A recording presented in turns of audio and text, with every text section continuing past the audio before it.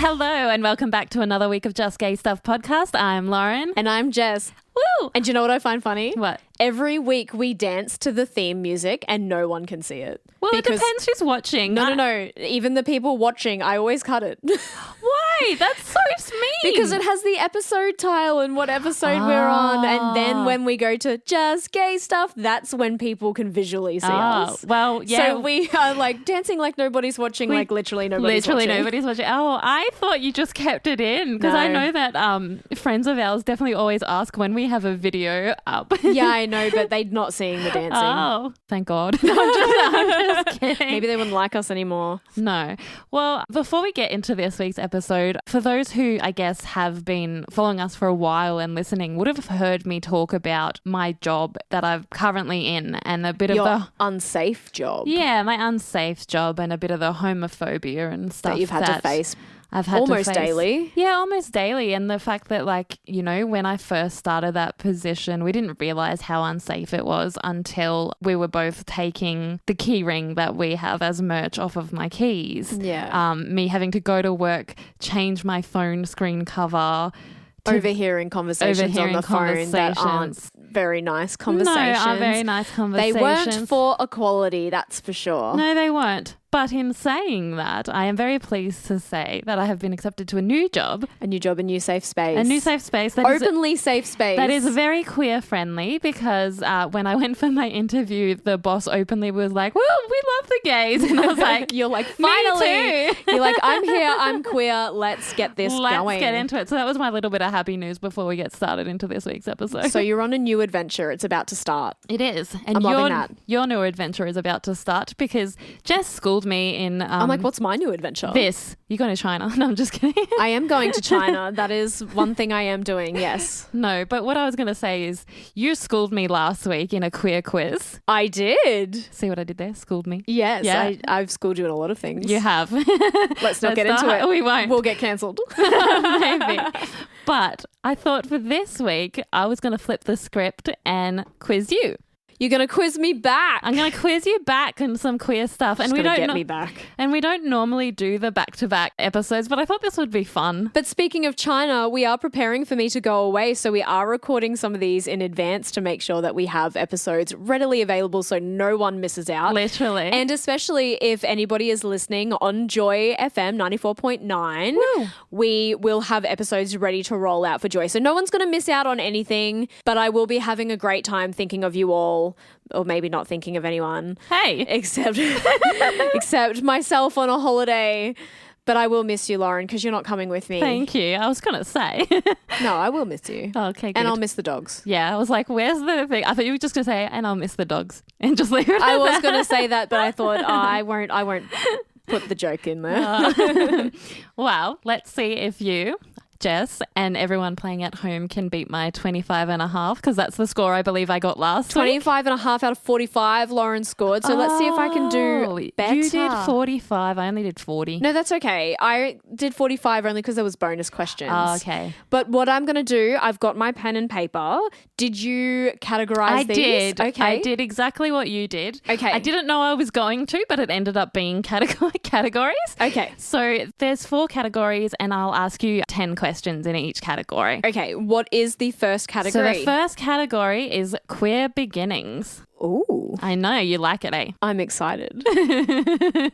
So Jess is currently writing down I'm also like, we could do a quiz about each other. Ooh, we could. And see how much we actually know about each other in the 2 and a bit years that we've been together. We should do that next. And I do think a friend of ours did suggest that. Did they? They did. We need some show writers for this show. Can I say, if anyone's got an idea, let us know, please. Send it in because we have some pretty good ideas, but then some of the suggestions we've had are actually a lot better than our ideas. So if you do have a suggestion, please write us in justgaystuffpodcast@gmail.com. We're always willing to hear from anybody. We sure are. Let's go. Well, now that the pleasantries are out the way. Yep, okay. Are you ready for question 1? I've got my category is and written. To be sure, Jess is looking at the I'm looking at my book? Notepad and not the prompter? Prompter because what am I trying to say? I don't know. I was going to say I'm not visually impaired. Yeah. You weren't as savvy as me. You didn't black out the answers. I was going to say I'm visually impaired and I couldn't read it if I blacked out the answers. Yeah, well, I mean, whatever. Okay, I'm ready. I'm ready. Let's kick it off. What's the name of the underground dance culture made famous in NYC's LGBTQIA plus scene during the 80s? Oh my God. See, it's hard. Once you're put on the spot. Rave? No. You recently actually were just listening to the episode we did on it and we did mention... Ballroom. Yeah. Oh, ballroom. I was thinking fully not as broad as that. I was thinking like underground rave. I don't know why. Underground LGBTQIA scene. Okay. So 1 point. No, I didn't get the point. I'm not putting that down. Why? Because I gave you a hint. Yeah. But you gave me a hint. Oh, you I'll gave put me the a half. point. I'll put the half. Half. Okay. So for people who don't know what ballroom is an underground dance culture that started in the 1980s in New York City. It's crazy to think that it was underground. Like we look at ballroom now as just like a very broad out there type of dance. I think you're thinking of a different kind of ballroom. So like ballroom you're thinking of is more like the classical style ballroom. Oh. Whereas ballroom in this context is more of like the queer culture ballroom and voguing. Like in Pose. So yeah, in Pose. That's why I was giving you that hint. Okay. So like I said, ballroom is an underground dance culture that started in 1980s New York City, created by Black and Latinx LGBTQIA plus communities. Okay. It gave queer and trans people a safe space to express themselves through dance, fashion and Pose. voguing. And voguing. Yeah. Centered around houses, chosen families. They competed in elaborate events called balls. The scene was made famous by the documentary Paris is Burning and later brought to mainstream by Madonna's Vogue. Do you think this is also why every time Lady Gaga tours, it's called a ball? I never thought about that. Well, I was just thinking like she's bringing the ball to us and she's super queer. She is queer. She is queer God. Yeah. I didn't think about that, but that probably makes so much sense. Mayhem Ball coming up. Woo, woo. See y'all there. Yeah, see y'all there. All right, this one you should know. Should. As you said, it's harder being on the other side. It is. What does the I in LGBTQIA plus stand for? Ooh, intersex. Yeah, it does. I know that. You knew that. Give yourself a point. Oh, yes. I better not give myself a point. Don't not give yourself a point. So the I in LGBTQIA plus stands for intersex. This is referring to people born with physical sex characteristics such as chromosomes, hormones or anatomy that don't fit typical definitions of male or female. Intersex people have existed throughout history, but their experiences have often been hidden or misunderstood. In the past, many intersex children were subjected to non-consensual surgeries to make their bodies conform to binary norms. As we know. Yeah, from our episode with Steph. If you want to go back and listen to that, it's absolutely amazing story. Steph talks about her life and how her experience of growing up intersex has been quite challenging and how because of the queer space that people do feel acceptance and yeah. And I think what was, again, interesting about that episode, we learned so much just from Steph, how what it's just said in this little history bite, a lot of people who are intersex have been subjected to non-consensual surgeries because they're babies and even their parents had no idea. Yeah, their parents didn't know. It's crazy. So, yeah. Yeah. Today, intersex advocates fight for bodily autonomy, visibility and inclusion within the broader LGBTQIA. To quote Steph. Yeah, to quote Steph. Helping to challenge rigid ideas about sex and gender. It's funny because people have all these ideas about sex and gender, but they forget that there is a world of people out there that they are not representing when we talk about gender norms. Yeah. And it's ridiculous. So, broaden the spectrum, everybody. Go and talk to people and you'll see that. Well, that's what it is. We are all different and we are all the same. You know what I mean? Yeah, well, that's what it is. Even us within the queer space, we had no idea until we had that in-depth conversation. We're all Steph. different and yet we're all the same. Yeah. All right. Ready for number 3? I am. All right. You should know this one too, hopefully. Should. You keep saying this. I do. Which TV show introduced Mitch and Cam, a gay couple raising a child? Ooh, Modern Family. Yay! Which it was quite a modern family. Literally. Give yourself a point. You knew that one. Yeah, that was great. It was great. Do you know, I never actually got into Modern Family. Me either. I saw a few episodes. But fun fact, I don't know if you wrote this in, but the daughter... I know what you're about to say. The daughter that played Lily, she just came out as queer. Yeah. Bisexual, I believe. The umbrella. Yeah.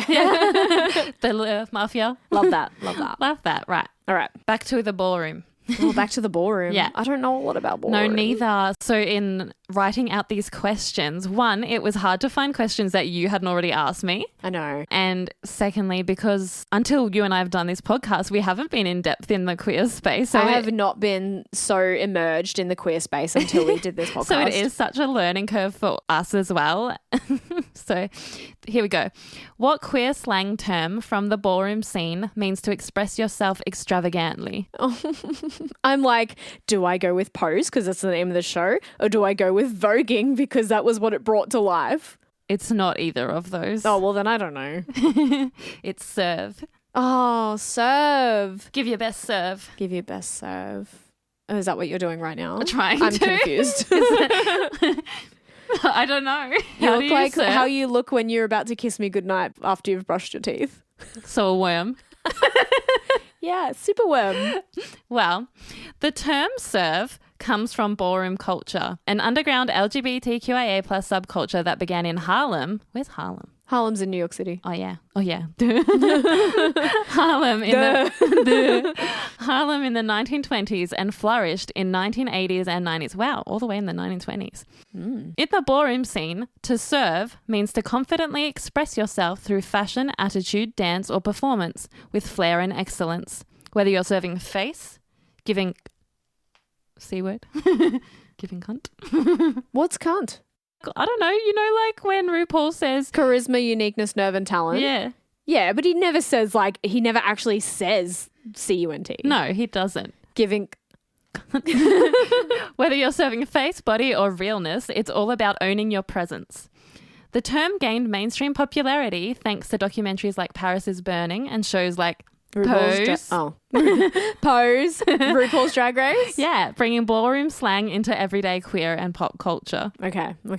I'm here for it. You're learning some stuff? I am learning. I'm definitely learning. Maybe we need to revisit some of these questions in another year and see if I've retained anything. See if we've got anything. Right. Number 5. It's really hard to not look at the prompter, eh? Yeah, don't look. How did you go? I'm just staring at you. Yeah, I'm like, good. ask me the question. Number 5. This one I was surprised by. Which US president was the first to officially recognize Pride Month? Oh, I would just say Barack Obama because he's the best. No, it was actually Bill Clinton in 1999. Wow. Okay, I would not have That's thought what that. I mean. I had no idea. When I was researching it, I was like shocked. Yeah. Surprised? Well, Bill Clinton was the first US president to officially recognize Pride Month in 1999. Wow. He declared June as Gay and Lesbian Pride Month, which kind of makes our argument in the last episode ironic, marking a historic moment of federal acknowledgement for the LGBTQIA+ community and its ongoing fight for equality. Well, I'm glad that someone was acknowledging us in the 90s. It's a shame that it wasn't a lot earlier on, but you know what? We'll take what we can get. Yeah, and look, there's been activism prior to that. There's been activism going for years. Yeah, constantly. Let's face it. All right, this one you said before, so you should know. Oh, man. I don't even know what I said 2 seconds ago. Okay, you ready? Yep. This is question number 6. Which iconic drag queen became a global sensation with her own reality TV show? RuPaul. Yeah, queen. A RuPaul, is it? RuPaul. Okay, I get you a can point. get a point for that one. Well, I should. Yeah, you should. At least I got it. You did. Okay. RuPaul became a global sensation and a queer icon with the launch of RuPaul's Drag Race in 2009. Mm-hmm. You haven't seen those old episodes, but I have. I tried to watch it from season 1, but it's just with the Vaseline filter. The quality of the television is like, I can't go back that far. Yeah, the Vaseline filter. But RuPaul's rise began in the 1990s with the hit song Supermodel, You Better Work, and her bold, gender-bending style. With Drag Race, RuPaul brought drag into the mainstream, showcasing the artistry, resilience, and diversity of drag performers around the world. The show has since become a cultural phenomenon, winning multiple Emmys and helping to elevate LGBTQIA+ visibility globally. RuPaul's legacy is one of fierce self-expression, empowerment, and trailblazing glam. Do you know what I have seen though? What? AJ and the Queen. Yeah, I didn't like that. It was pretty awful. It was bad. But you know what? It's representation. Representation. It's something people needed at a time. Yeah, exactly. And you know, RuPaul just delivers. RuPaul always delivers. Not the greatest actor, but he delivered. He always brings the representation. Yeah, that's it. All right, ready for number 7. Wait, did I give myself a point? You did. Yeah, I think I did. What's the term for someone whose gender identity matches their assigned sex at birth? Oh, cisgender. Yeah, give yourself a point. Because I am cisgender and you are cisgender. Yeah. Cisgender is a term that came into use in the 1990s to describe people whose gender identity matches the sex they were assigned at birth. It helps distinguish between cis and transgender experiences, promoting clearer conversations around gender and identity in both activism and everyday language. Don't you think it's funny how these terms have been around for years, but they only resurface sometimes? Like cis has only really like I've only heard that word in the last 2 years. Doing this podcast. I was going to say, even though the History Bite mentioned in the 1990s, yeah, for me, I've never heard it before. I had never heard of cisgender. I think the most I had ever heard of was like homosexuality or bisexuality. The most I had heard before we really submersed ourselves in the queer community because of this podcast was literally just the blanket terms that we have been taught or we have learned from just being around society. We haven't really dove in the depths of our queerness. But then I guess that also, again, comes down to representation and people having places. And it's also the willingness of others to learn culture. Yeah. Because if it was so open, then we would all know about it. But because we've had to hide for so long. That's what I was going to say. If we hadn't had to hide. Yeah, it's fallen away and been erased. You know? I don't know if you will know this one, but I think it's a good question just to kind of give you the answer. Yeah. Who was the first transgender person to appear on the cover of Time magazine? Oh, I can give you a hint if you want. Is it someone we like? Yeah. Oh, it is someone we like. Is it Carlotta? No. Oh, no, I might know this. Wait, gimme. Because I'm like, it's not Caitlyn Jenner. No. Oh, God, no. Because I asked if we like this person, and when you said yes, I was like, okay, it's not Caitlyn Jenner. No, it's not Caitlyn Jenner. I'm going to pass because I already said an answer and it was incorrect. All right. Laverne Cox. Oh, I should have known that. Yeah. In 2014, Laverne Cox became the first openly transgender person to appear on the cover of Time magazine. The cover, titled The Transgender Tipping Point, marked a major moment in visibility for the trans community and highlighted Cox's groundbreaking role in media and activism, especially through her work on the show Orange is the New Black. Did you know, fun fact, that her twin brother played her pre-transition on the show? I did because you told me. Did I? Yeah. Oh, well, I'm telling you again. I know. Well, you're telling our listeners in case they didn't know. Very true. If anybody didn't know that, now you know, and it's because of me. All right. Okay, I didn't get a point for that. No, you did not. Is this the last question? Of this 2 more. Okay. So this is number 9 for the first category. Okay.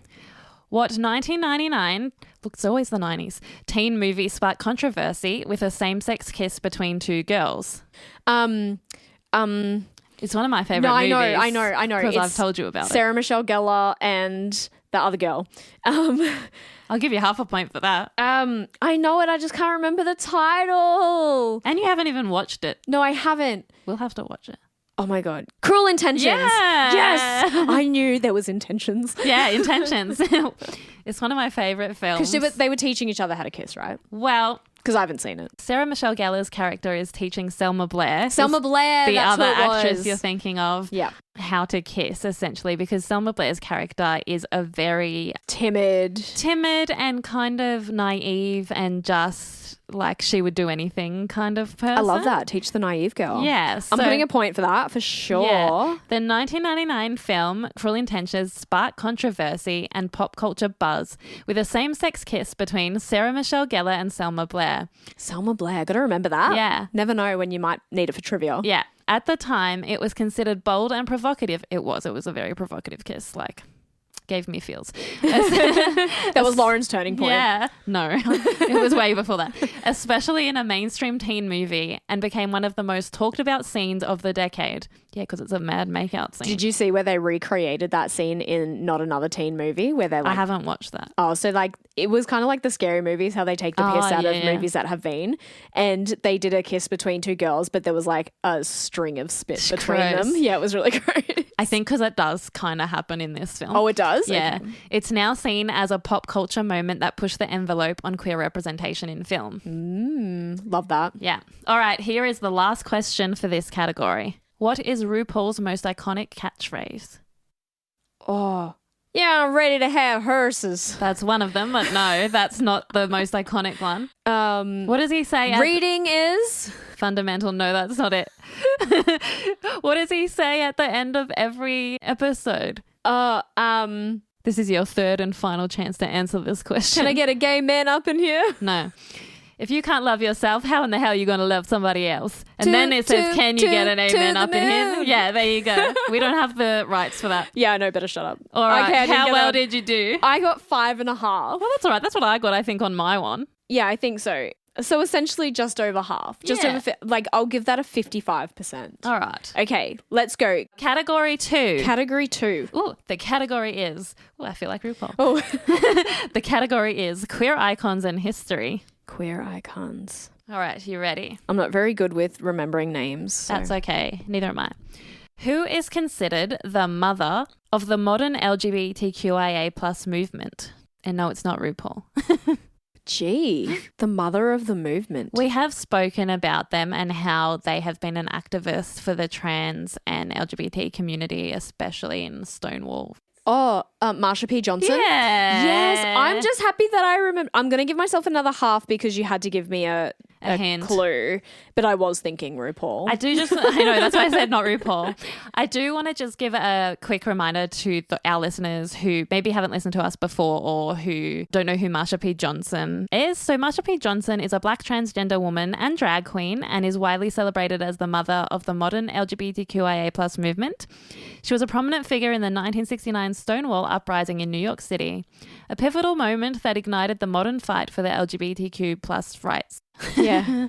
That was a lot. Yeah, but important to know. It is important to know. Also, I just want to come up with a fun fact for you as well. The P in her name, it stood for Pay It No Mind.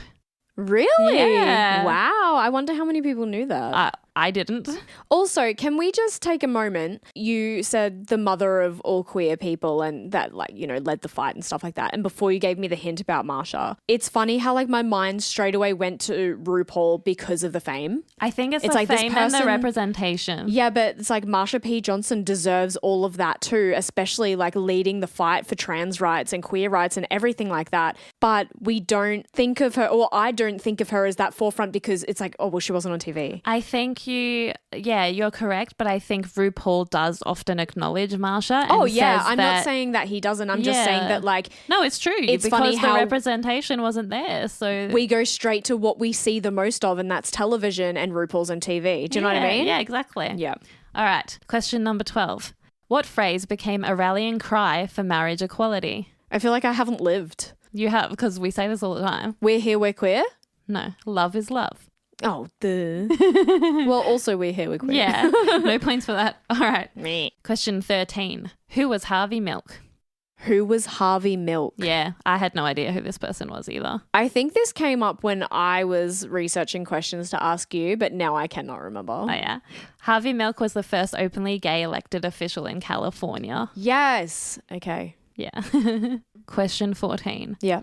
What year did the US Supreme Court legalize same-sex marriage nationwide? In the US. 2013. Oh, so close. It was 2015. Oh. In 2015, the US Supreme Court made history with its landmark decision in Obergefell v. Hodges legalizing same-sex marriage nationwide. Wow, I didn't think it was like so close to us. I thought they had a few more years on us. So did I, but no. This one actually really surprised me, and it's kind of funny considering the show that we're watching now as well. Question 15. What was the first US state to legalize same-sex marriage? And it's not what you think. Honestly, I would think California. No, it's actually Massachusetts. Oh, Massachusetts. Boston. Would I've you never have been. thought that? Oh, is I that wouldn't it? have thought. Is Massachusetts in Boston? No, so Boston is the city. Okay. In 2004, Massachusetts became the first US state to legalize same-sex marriage. All right, number 16. Number 16. Sweet 16. You should know this one. This is an easy one. Should. You're How many saying points easy. you got so far? Half. I've got 6 points total. All right. What does the A in LGBTQIA plus stand for? I want to say asexual. And you would be correct. Oh, it is correct? Yeah. I always think I want to say this, but I think it's something different. What else did you think? Well, I think I get confused between what the plus stands for because it's like and others. And then we've added letters like S and P and I'm like, I don't know what any of that stands for. Well, you would be correct in saying asexual, but sometimes it can also stand for allies and aromantic.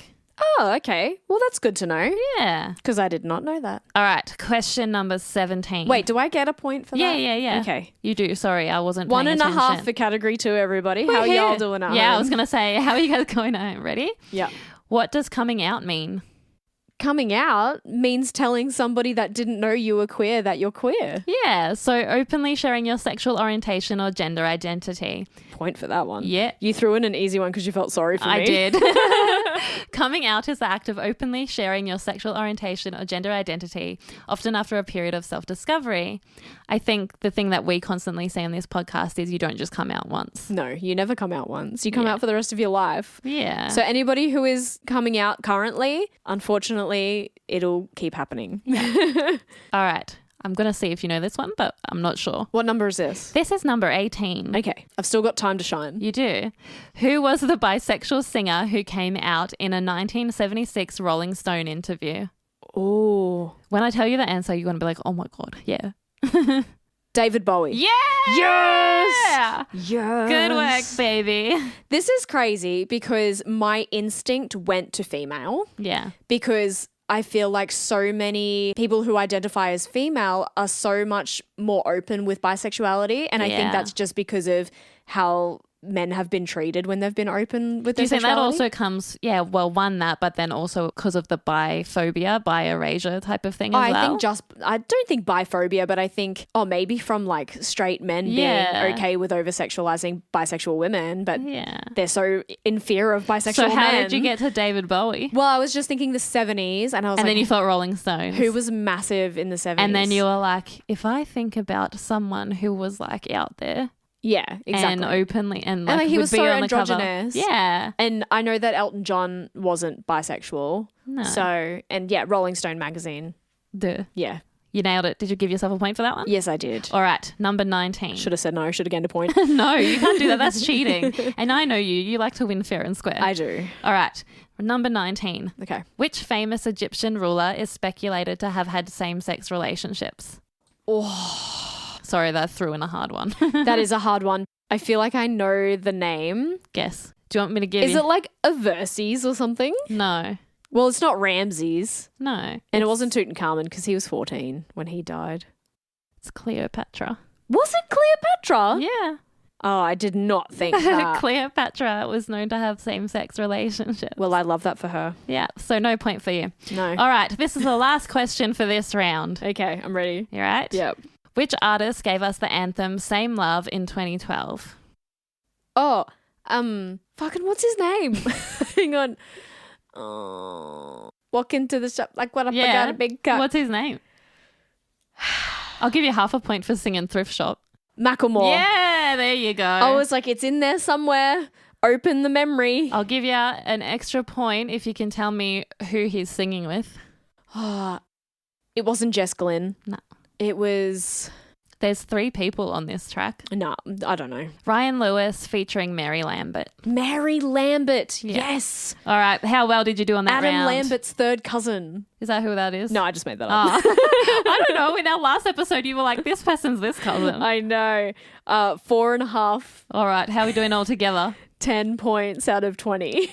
Was I? I'm cruising on that 50%. I mean, I don't know how well I was doing it. No, neither. At that point. Okay, All right. third category, let's go. Third category: flags, firsts, and fabulous acts. Oh no. What colours are on the transgender pride flag? Blue, pink and white. Yeah, give yourself a point. I'm going to ace this section, everyone. The transgender pride flag, created by activist Navy veteran Monica Helms in 1999, features 5 horizontal stripes, Didn't know that. Blue, pink, and white. The light blue represents traditional baby boy colours, pink for baby girls, and white stands for those who are transitioning, intersex, or identify as gender neutral. Helms designed the flag to be symmetrical, symbolising that no matter which way it's flown, it's always correct, just like being trans. That's cool. Yeah. That's really cool. I liked that bit of fact. That was cool. All right. I don't know if you'll know this one because I didn't, but bit of information. I'm ready. Who was the first openly transgender person to speak at a national political convention in the US? Laverne Cox. I wish that was the answer, but no. Sarah McBride.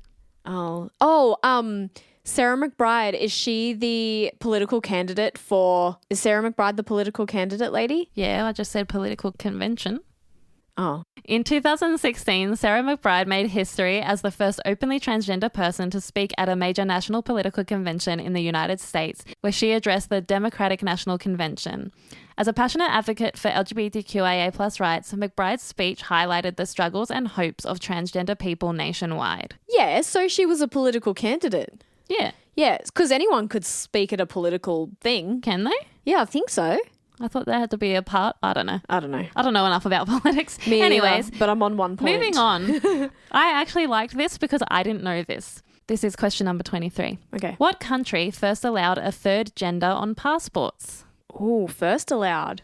Is it a country we would go, of course they would allow it? Like kind of how Netherlands were the first to give same-sex marriages, like they're kind of progressive like that? Not really, but it is close to home. Really? New Zealand? No. Oh. Australia. Oh, okay. So in 2011, Australia became the first country in the world to allow a third gender option on passports. Wow. We can be progressive. Yeah, introducing the letter X alongside M and F. Wow. Cool. Isn't that cool? It is very cool. I really didn't know that, and I didn't think it was going to be Australia. No, neither. Considering it took us to 2017 to legalize. To allow same-sex marriage. Wow. All right. I think you asked me a similar question in your quiz for question 24. I probably don't know the answer. What was Australia's first LGBTQIA+ protest event? Oh, Mardi Gras? Yeah. Yeah, in 1989. 1978. Oh, the roller. I guess You could go half for Mardi Gras. No, I got a full point for Mardi Gras. Yeah, but okay, yeah, sure. You didn't ask me the year. No, I did not. You are correct. The year. You are correct. All right. I spoke about this before. Okay. So let's, if you're listening. Ballroom, voguing, Laverne Cox. No. RuPaul. What term describes someone who experiences little or no romantic attraction? Aromantic. Yeah. I always get this one and asexual confused. I'm like, asexual is like they don't experience sexual chemistry. So asexual is someone who can form romantic relationships and have that emotional bond, but they don't want anything to do with the sexual intimacy kind of things, because intimacy can be formed in different ways. Even though they can still have fulfilling intimate moments. They can. Yeah. Whereas the term aromantic describes someone who experiences little or no romantic attraction. Is that like sexual attraction then? Or do you think it's like little of that either? I have no idea. I'm not aromantic. Isn't it just like fun how we're all so different on this earth? Yeah. It's just good to recognize that we can all be just so different. So different. I love it. All right. Moving on. Question number 26. Which US city was the first to elect an openly gay mayor? Oh, California. No. Oh, I would have always thought California. I know, me too. It was Houston, Texas. That I am surprised by. Texas is such a yokel state. I know. In 2009, Houston, Texas made history by electing Anise Parker as its mayor, the first openly gay mayor of a major US city. Her election marked a significant milestone for the queer community for political representation in a state often seen as socially conservative. Yeah, because Texas is a red state. Yeah. Wow. Okay, no point for Jess. No, this one I hope you know, because we do plan on doing a episode about it that you were going to write. Okay. Which major video game franchise included same-sex romance as early as 2003? Oh, The Sims. Yeah. Yeah. Give yourself a point. I need all the points I can get because I am failing this exam. If this was exam? Yeah. It's not an exam. No, but if it was, I'd be failing. Am I winning? I don't know. Okay. We'll have to compare. All right. Number 28. What does drag king mean? Oh, a drag king is the opposite of a drag queen. So someone who identifies as female out of drag and dresses up to present male. Yeah. Give yourself a point for that one. Yeah. A performer, usually a woman or non-binary person who performs masculinity in drag. They adopt and exaggerate masculine traits and attire for entertainment and self-expression. Yeah. Cool. In the same way that the drag queens do. Yeah, exactly. We've met a few drag kings. We have? Yeah. Yeah. All right, number 29. I'm ready. Which country is home to the world's oldest LGBTQIA plus organization?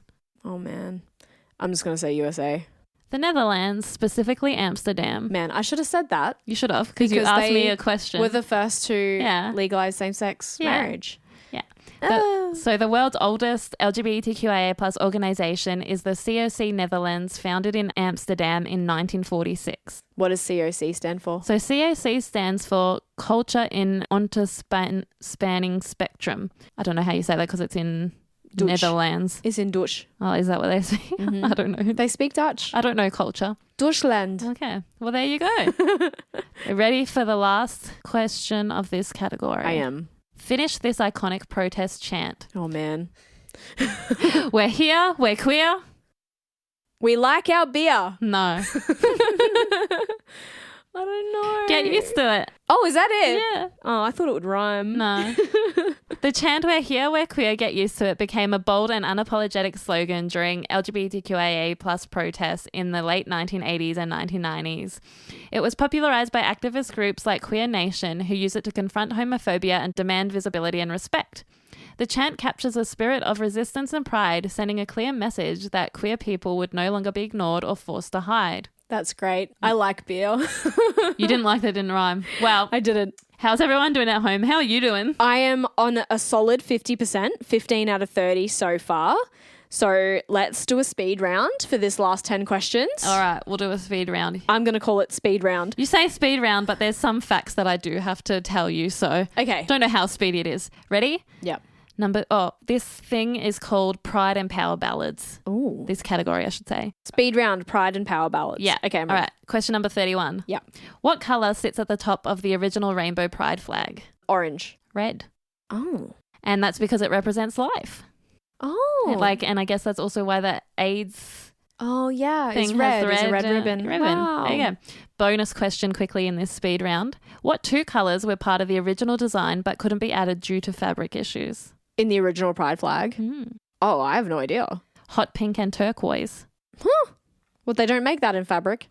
Well, they didn't when they were trying to make the Wow. thing. Wow. So is this Flag. actually out of 41? Is that a bonus question or is that a bonus like that's number 2? No, that was a bonus question. That's 41. Oh, okay. Out of 41. Question number 37. Which US city hosted the first ever Pride Parade? The first ever? Chicago. New York. Oh. New York City in 1970. Duh, because 69 was Stonewall. The first ever Pride Parade took place in New York City in 1970, marking the 1-year anniversary of the Stonewall Uprising. Everyone, I am doing awfully at this. It's like, should be common sense and I'm just not getting it. This one you will know. Okay. And I say this with full confidence because if you don't... Did you throw an easy one in so I would get some points? I did. Okay. Because if you don't know this, you will have to leave the podcast room. I'll have to get my queer card revoked. You will be. Okay, I'm ready. Who is the openly gay lead singer of Queen? Oh, Freddie Mercury. Yeah, there you go. I knew you had to throw an easy one in. I threw you a throw me a bone, throw though. you a bone. Number 34. What 1999 hit by Madonna became a dance floor anthem and queer classic? Vogue. Yeah. I was like, The Locomotion. That was Kylie Minogue. No, you're Vogue. Number 35. What historic site became the catalyst for the modern LGBTQIA plus rights movement after a 1969 uprising? The Stonewall Inn. Yeah. Okay, I'm doing good on this speed round. The Stonewall Inn, a gay bar in New York City's Greenwich Village, became the catalyst for modern LGBTQIA plus rights movement after the Stonewall Uprising in June 1969. Led by Marsha P. Johnson. Hell yeah. All right, number 36. Okay. What does safe space mean in LGBTQIA plus culture? Safe space means someone that you can openly be yourself and be authentic around and there's no judgment, there's just acceptance. Yeah, exactly. A place where queer people can be open about their identity without fear or judgment. Point. You're doing well in this round. I am. I think I've only gotten one wrong. Okay. Ooh, don't jinx it now. Number 37. Which singer starred in Burlesque and is a beloved gay icon? Christina Aguilera. other icon. Sure. Yeah, there we go. Christina Aguilera I would also put as a queer icon. So yeah. There's a funny meme on the internet. And it's literally Christina Aguilera standing at the end of RuPaul's runway. And someone commented. I've seen it. I've seen that. Someone said, oh, these men in... Yeah, these men in dresses, I just can't get on with it. And someone's like, that's Christina Aguilera. I love it. I've seen that. All right. Jumping back in to your speed round. Question 38. What TV sitcom broke ground with gay characters when it debuted in 1998? Sitcom gay characters. Oh, Will and Grace? Yeah. I'm doing so good. When Will and Grace debuted in 1998, it broke new ground as one of the first mainstream TV sitcoms to feature openly gay lead characters. Wow, 1998. Crazy. All right. 39. Second last question. Which global pride parade is the largest in the world?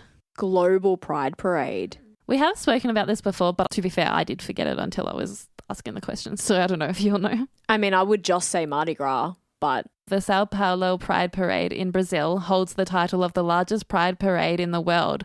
First held in 1997, it has grown into a massive celebration of queer community, visibility, rights and culture, drawing millions of participants each year. You should have asked, in which city yes, I should is the biggest pride parade? Yeah, well, I didn't. That's okay. I wouldn't have got it anyway. All right, final question for you. Yes. Are you ready? Yep. Who sings True Colours? Cyndi Lauper. Yeah. I had no idea that was Cyndi Lauper. Really? Yeah. Oh, there's a few covers. There's covers and I've only Casey heard Chambers sings like a good Australian version. I hated that version. Casey Chambers. I used to hate the song True Colours. Which version? Casey Chambers version. Oh, did you? Yeah. Is it because you're not a fan of her voice though? I don't know. I don't know. She has a very unique voice. You either love it or you hate I it. just hated that. But yeah, it is Cyndi Lauper. So Cyndi Lauper's song True Colours, released in 1986, She's also a gay icon. Yeah, has become a timeless queer anthem. Its powerful message of embracing one's authentic self and shining brightly in the face of adversity resonated deeply with queer communities, especially during the height of the AIDS crisis. Well, upon the ending of our quiz, yes, I think you ended up doing better than me. What? You got 25.5 out of 45. I got 22 out of 41. I thought you would have done better than me. Well, I think it's kind of maybe it's kind I of asked the you same. harder. Maybe I asked you harder questions. I guess it's kind of the same. It's about that 50%. Yeah, right? it is. Well, we should do I enjoyed this. Me too. We should do it in another few months, maybe when we're a revision. A revision to see if we've beat our scores. We've learned anything. I think some of this I will retain. Will you? I hope so. I don't know how much I would have retained of yours. I don't know how much of my brain is a sponge. Well, there you go. That's it. That was our quiz rounds. I hope everyone had fun at home if you played along. Lauren Please and let I us know what you got because ours were halfway marks. We get about 50%. Lauren and I are going to do a quick sign off because if you haven't watched The Hunting Wives on Netflix yet, that's pretty good. There's lots of spicy scenes. It's a bit queer baity, but I'm there for the queer bit and the bait bit. So look, we're there for it because at least it's some queerness compared to the Rizzolian Isles. There's some nudity too, guys. So, if you're loving that. So please let us know what you guys got on your quiz scores, whether you beat me or Jess or one or the other, or whether it was both. Heaps of people probably beat us both. But for now, I guess you better remember to stay gay, motherfuckers!